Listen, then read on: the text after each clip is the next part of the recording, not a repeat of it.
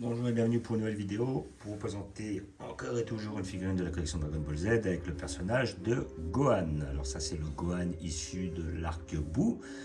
Donc là c'est la collection Matchmaker de Bandai, Banpresto.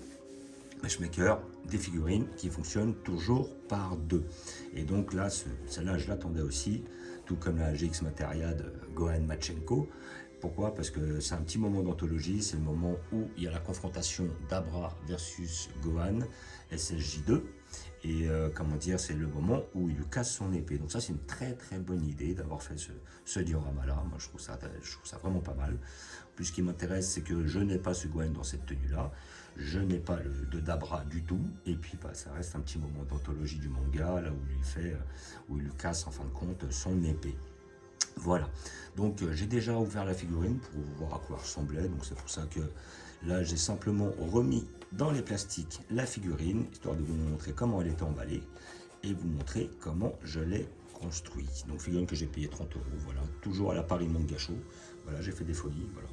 Mais bon, comme c'était une figurine que j'attendais depuis un petit temps, depuis au moins les 6 mois depuis qu'elle est annoncée, je suis ravi de cette acquisition. Voilà, donc je vais vous la montrer. Donc toujours le petit logo qui atteste de l'authenticité de votre figurine. Prenez un couteau pour les scotch. Là, je l'ai déjà déballé, donc effectivement, il n'y a pas besoin.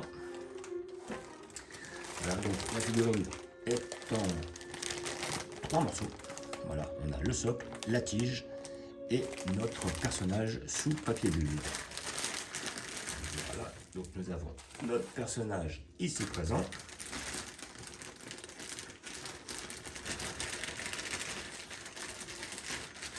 Notre socle.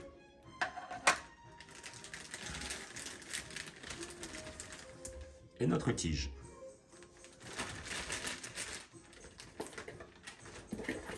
Et après nous avons notre personnage sous papier bulle ici présent en un seul morceau. Donc là, nous avons le papier bulle et nous avons sa partie cassée de la paix qui est lui aussi sous papier bulle. Voilà. Ça, c'est joli, c'est beau tout ça. C'est beau, c'est dynamique, c'est bien réalisé. Moi, j'aime bien ce petit côté tout noir, tout ça et tout. Franchement, là, j'ai bien aimé. Je trouve ça très bien réalisé. Donc, comme d'habitude, nous allons enfoncer la tige dans notre socle. Et là, nous allons enfoncer notre perso, enfin notre tige dans notre perso. Voilà, ici présent. Et voilà, ça s'enfonce assez bien. Il n'y a pas de problème là-dessus.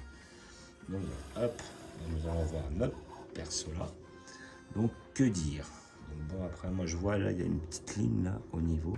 Alors là, on verra qu'effectivement, il y a des petites lignes au niveau du deltoïde, la liaison deltoïde-bras. Et bon, après ça, je trouve ça un peu voyant, mais bon, comme c'est noir sur noir, ça se voit pas trop en fait.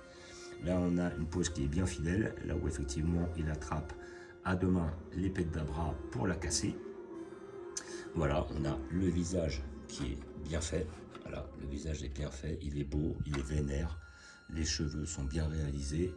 La petite tenue noire est bien faite, il n'y a pas d'effet plastique, voilà, il y a un petit côté mat qui a été mis dessus, donc ça va, ça ressort pas trop l'effet plastique, l'effet PVC.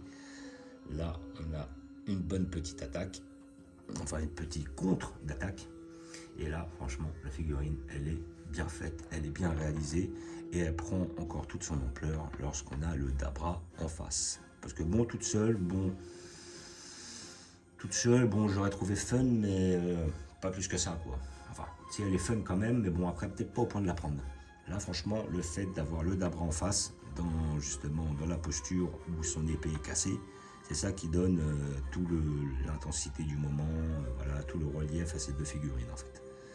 Et là, franchement, on a un sculpte qui est bien fait. Le sculpte est bien fait, la peinture, ça n'a pas foiré. Bon, après, ça reste assez uni sur les couleurs. Et comment dire... il n'y a pas trop d'effet plastique, quoi. Ça va, il y a un petit côté mat qui a été mis sur la figurine, donc là franchement c'est pas mal. Et puis le bout d'épée est bien fait, la petite fissure là, le petit détail, voilà, qui fait que là elle est pétée à ce niveau là. franchement belle. Et puis après, effectivement, le fait qu'il ait un gant en moins. Alors de souvenir, c'était Dabra qui avait craché, comme tout ce sur quoi il crachait se transformait en pierre. Et ben effectivement, il avait perdu son gant, donc même ce petit détail-là, ben, ils l'ont suivi. Ça, c'est vraiment très très bien fait. Donc voilà, figurine de Sangohan en matchmaker, en SSJ2. Alors après, il y a des polémiques, est-ce qu'il est en SSJ1, SSJ2? Bon, moi personnellement, pour moi, il est en SSJ2. Pour une simple et bonne raison, c'est déjà que, il a une mèche. Ça, c'est sur le côté visuel. Mais après, sur le côté logique, quoi. Dabra, Dabra, déjà, il leur disait... Goku et Vegeta, quand ils parlaient, ils disaient que Dabra était, comment dire, du niveau à peu près de Cell. Je vois pas pourquoi, comment il s'appelle, Sangohan, qui a la capacité de se transformer en SSJ2, va rester en SSJ1 pour affronter Dabra. C'est comme s'il se mettait une balle dans le pied, quoi. Là, pour moi, il était à fond et il n'arrivait pas à se débarrasser de Dabra, il faisait jeu égal avec lui. Pour la simple et bonne raison que son potentiel avait baissé jusqu'au niveau de celui de Cell. Et justement, le niveau que Vegeta et Goku avait estimé par rapport à Dabra, c'était celui de Cell. Donc pour moi, ça reste cohérent, ça reste logique. Et comment dire, mais sinon, franchement, la figurine, elle est bien réalisée. Moi, je conseille ce diorama parce qu'elle est vraiment bien faite. Alors, je vais pas la placer, voilà, parce que moi, après, comme je vais enchaîner sur la vidéo du Dabra, je vais vous montrer après les deux ensemble et où je les placerai dans mes arcs de Dragon Ball, les figurines. Voilà. Donc figurine que j'ai payé 30 € de la collection Banpresto Matchmaker. Figurines qui fonctionnent par deux, vous pouvez les trouver en ce moment. Comment dire, si vous ne les trouvez pas, si vous les trouvez en principe, sinon vous allez sur des sites spécialisés ou dans des magasins spécialisés. Si vous ne la trouvez pas encore, elle va bientôt être disponible. Et puis même sur les sites, je pense que vous pouvez les commander. Même si vous ne les commandez pas en France, vous pouvez très bien les avoir. Voilà, donc figurine à 30 €, ça reste quand même assez abordable. Moi je trouve ça assez intéressant. Voilà quoi. Je vous remercie d'avoir regardé. Je vous dis à bientôt. N'hésitez pas à vous abonner ou à mettre des pouces. Et je vous dis ciao.